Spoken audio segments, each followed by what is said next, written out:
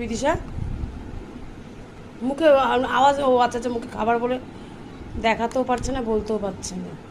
ও মা, আমাদের এই হোমমেড দই বড়াটা প্রায় সময় ঘরে করা হয়, বিদিশা ভালো খায়। সেই সেই টেস্টফুল। আজকে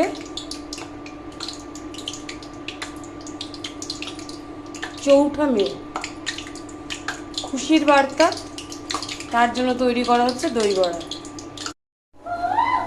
আনন্দে ঘরেই করা হচ্ছে দই বড়া, ঠিক আছে? খুশির জন্য। আর দই বড়ার সাইজগুলো দেখেছো, বিশাল বড় বড় করেই করেছি আনন্দে।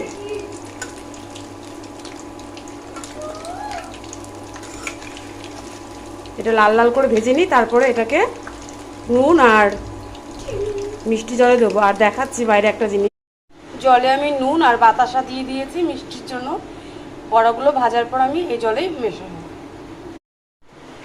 দইটাকে একটু ফেটিয়ে নিলাম, দিয়ে দিলাম টক দই, দিয়ে দেবো সস,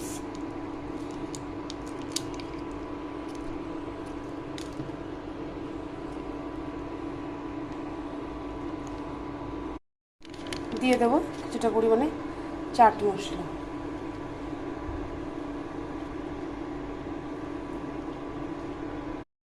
কিছুটা পরিমাণে গোলমরিচ দিয়ে দিচ্ছি, দিয়ে দেবো ওপর থেকে একটু ভুজিয়া।